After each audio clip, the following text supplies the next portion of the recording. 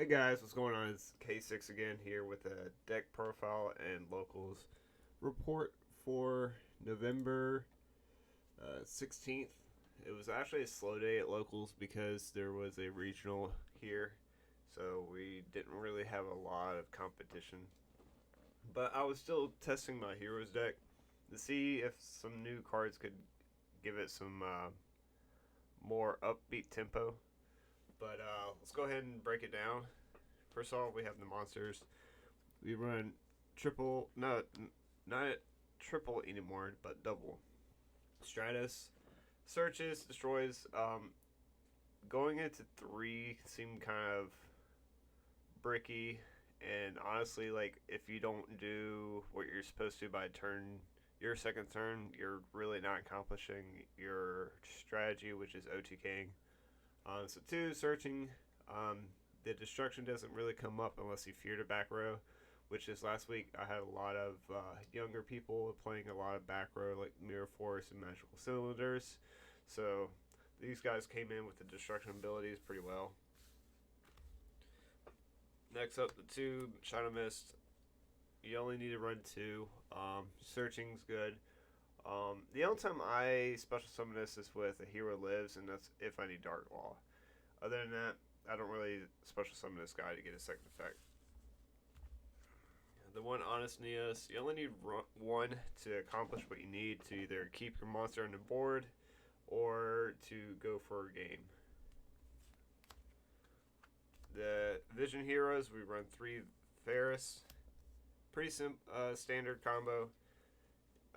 Ratios, you just want to see this to open up your combos, but you have to be very wary that Nibiru is a card, and also Super Poly is a card that could hurt you as well. To Vision Hero Vion, this is a good one card starter as well. If you run the Called by the Grave, you can really stop Ash on this. If you open only this and you have no way to get your other cards, you can summon this, pitch and Mally, and go from there, which is really good. The only thing is you have to keep this guy out, or hopefully you drew into polymerization, because then you won't be able to get polymerization off of him, because you would have to link militias and him away for your starting play. I run the one increase. I've been debating this for a long time. There was only one game out of this past weekend that I drew him opening hand, but I was able to get him back on from taking damage. So, like I said, it's not bad. I'd rather see it at 1 and barely see it than draw 2 and open with both of them.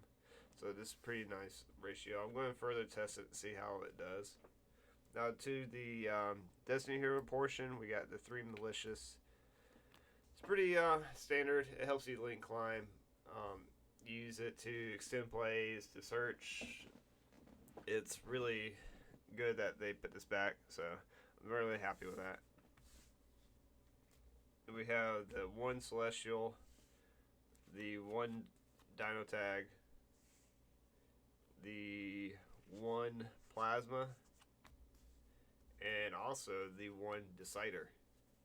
So, reasoning for this, I run all 4 of these. Later on, there's a card also that the reason why I'm running such a heavy Destiny hero. Celestial and Decider help you burn for 16 in time.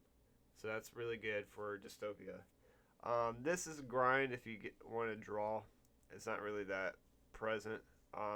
Also, if it declares an attack, you can target one face-up spell your opponent controls and destroy it. So that's good against Mystic Mine if you're even, or if they have something out that you just need to get rid of, like Secret Spellcaster Village. Down tag. I usually keep this guy in my hand if I can. So if they try to OTK through Boral Sword, I could drop this and reduce that damage down. So this is pretty good to keep on hand. Also, if you're in lead and like I said, there's one time I had somebody use 3 judgments and they were down to 1,000. They attacked. I dropped this in one game. Plasma is pretty good for any deck right now because it shuts off all effects. And Destiny Hero Decider was kind of like a last minute go to. I saw this in another player's hero build a long time ago when Ferris and Increase came out. It's good against anti burn, and it's also good if you summon it, or special summon it. You can add a hero from your graveyard back to your hand at the end phase. So if you go for play and they Nibiru you and you dropped your Honest Neos, you can get Honest Neos back. So it's not too bad. And you also can get Stratos to start up again. And then the last hero would be the Evil Hero Just a Gold. For the Dark Calling, that's honestly the only reason why it's in here. I rarely summon it. I really have the Dark Calling in hand. But if you did, you only have to have a fusion hero on the field, or any fusion actually, and be able to attack. So even if you used Super Poly, he can summon this guy and he's a 2K beater. Real quick, I want to give a shout out to Palm Manga Mats for this awesome mat that I ordered and was delivered. Looks really great. I'll put a picture later on in the feed so y'all can appreciate this as well. So it's pretty. They actually got it within a week of ordering, so that was really good. Onto the spells. The one hero lives. You either use this for Shadow Mist or for your Stratos, pretty much. And this is pretty much always going to get hit with Ash. So if you think they have Ash in hand, just flop this down half your life for Ash. It's not too bad, so you can keep on going combo. Reinforcement of the army and the triple E-call. Now going back to the Stratos, the reason why I don't play 3 is that you have 4 ways to search for Stratos right here. These guys can search for your Shadow Mist, for your Honest Neos. This guy can search for a level 4 warrior or lower, so that's pretty good in my regards. Now here comes the reason why I run so much Destiny heroes is I run 2 Destiny draws. There's been a lot of times where I open up like 1 or 2 malicious. Especially this past weekend where I was playing against the zombie guy round 2. I opened up 2 of these and 2 malicious. And I was like, okay, so I'm just playing with a single malicious in my deck, which is fine. So what I did first is I played this, dumped the malicious, drew 2, and then I banished the malicious to special summon it from deck, and then played this one so I wouldn't draw the other malicious. This is good to search out for my extenders, I called them. But to fix your hands, anything like that, it's pretty good. I like it so far. It's a good draw card for the heroes, especially since I run so much Destiny heroes. Fusion Destiny, 1 card go. You can either go for your Dystopia, or you can go with the Dangerous. Dangerous will fix your hands, which I did in my zombie match. Is I had like 1 malicious in hand. I played this, dumped 2 Destiny Hero and a Shadow Mist, and I used this quick effect to send, and I had enough attack power for my other Destiny Hero monsters to beat for game. Your fusion cards are going Polymerization, Dark Calling, and triple mass change. So pretty self-explanatory why we run these. Mass change is just good for anti-impermanence effect veiler. So you can get out your blast, or you can go to your dark laws or whatever need be. Polymerization for your trinities or your adorations. Dark calling for malicious bane or your dark Gaia. Because there are sub-terrors in my locals, so that's why I play Dark Gaia. The 1 main deck, Super Poly. I still needed a way to go second against all these other decks that put up massive negates or problem boards, like Thunder Dragons, like Orcus. So I have 1 main deck, Super Poly, while the other's in my side. Again, I haven't seen the need this weekend because there wasn't much need for it. But it's there. I'm still going to test it. I got the charity event coming up this Saturday, so we'll see how it works from there. Two callback graves to keep your combos keep on going. Ash can stop a lot of key things from going off. Um, Effect Failure, I don't think a lot of people play that in my locals. A lot of people play the Ghost Ogre now because of my back row, so that's pretty good. You got double twin twisters for any back row. Might be cutting this to side deck it. I mean, other than the younger people this past weekend, I didn't need a much reason to use these. They were using a lot of mirror forces, magical cylinders, kind of things. So these came in good for this weekend, but unlike other decks that have anti back row destruction, I don't really see a reason why to run them. And the last two cards in the spells is going to be Prohibition. Now, we were talking about this in a group, and Prohibition is pretty good actually in Heroes because if you want to go off and you have game in your hand, you can just set this card, call Nibiru, and then just go off. Now, if they don't have anything, if you don't think they have Nibiru or you can play through it, you can slap this down at the end of your turn if you didn't kill him and call a Super Poly. And you're pretty much set. And that's why I don't run any more Super Polys than just a one. Because if I do call a Super Poly, it's dead in my hand. Or if I drew it. So that's pretty good. That I do run these two. I'm going to test it a lot more. See how it works for me. The last three are Impermanence for the main deck. It's good against Thunder Dragons. That's pretty much the only thing I use these for, or try to stall out their playthroughs. A lot of my locals run extender Orcus plays, so there's not a real big reason unless you want to hit the Galatea from putting the Crescendo in the back row. That's pretty much the only thing, or hit the Appaloosa. Now for the extra deck, it's pretty standard with some like two cards that are different. The Dystopia, the Dangerous, standard combo for your Fusion Destiny. Now, the one thing I run that a lot of people are trying to think about is the Shining.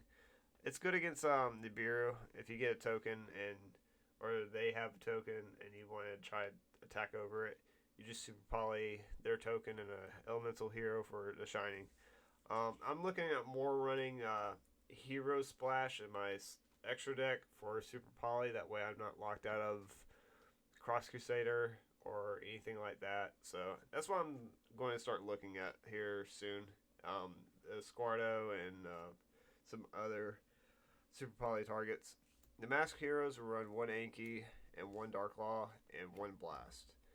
I believe one Dark Law is good for a lot of situations that you do not need a second one. If you do need a second one, then you're wanting to rip more than one card out of your opponent's hand, or you're just not doing your plays good enough. Now, there was one game that I played a few weeks ago that had double Dark Law on there. I could have had an Anki. I think I actually decided it out because I believe Anki at the time wasn't that great. Actually, I used Anki's ability this weekend to attack and win for game directly because he had a pretty nasty board that didn't have enough damage on field, so I just attacked directly for game. Your Vision Heroes, you run Vision Hero Trinity and Adoration. Trinity is just your boss train. He comes out 5k, can attack 3 times, or you drop on his Neo C75.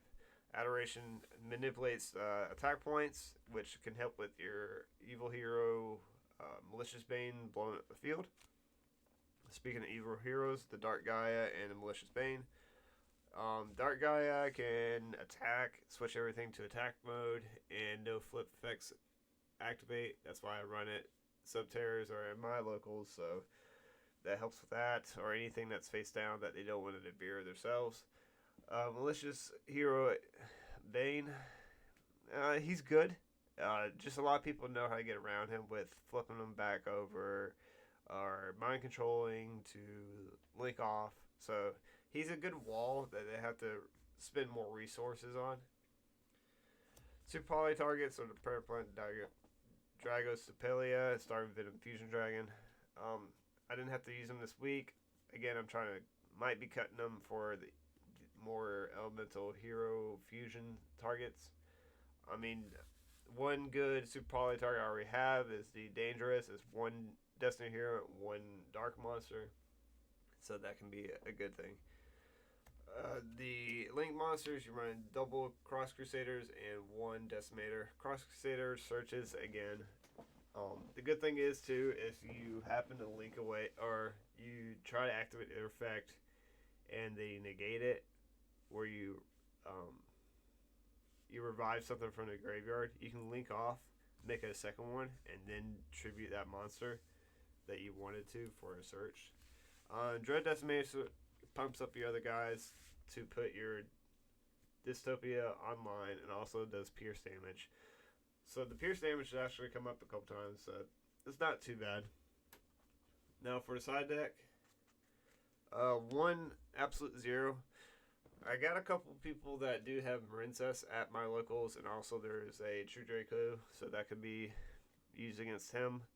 Other than that, we're getting ready for the new packs coming out in January, so I already have my copy of this and Blast. So, and also I do believe that a Hero Lives might come off of just one, so just keep an eye out on that. Double Danko Seiko. There is True Draco, there's Paleozoic Frog, there is Subterrors are my locals, so this is a pretty good card to go against them. Triple Nibiru. I'm starting to fall off the Nibiru thing right now because people are starting to find ways to like stop this from resolving or just not summoning enough to make it live. So this might be coming out. Again, I'm not entirely sure about that, but it has changed the meta where people have to play around it, which is really good. The third copy of Twin Twisters for any back row or Mystic Mind. You have the other two Super Polys. Just, again, if I run into a situation that Super Poly would be good, I would put it in. Red Reboot for going against those back rows to just go push for game. Pretty self-explanatory. Again, Subterrors, True Dracos. Okay, and lastly is evenly matched. Sky Strikers not so prevalent at my locals, but again, True Draco, Salmon Great, Paleozoic Frog, Subterrors, True Dracos again. Like I said, there's a lot of those back row rogue decks at my locals. So I'll play this. The only thing, I don't think there's much I would change right now. It plays pretty well, pretty consistent, especially with the new draws in my deck to go past what I need. Again, if there's any comments, suggestions, just let me know in the comments section down below. And thank you for tuning in. We'll see you on next time.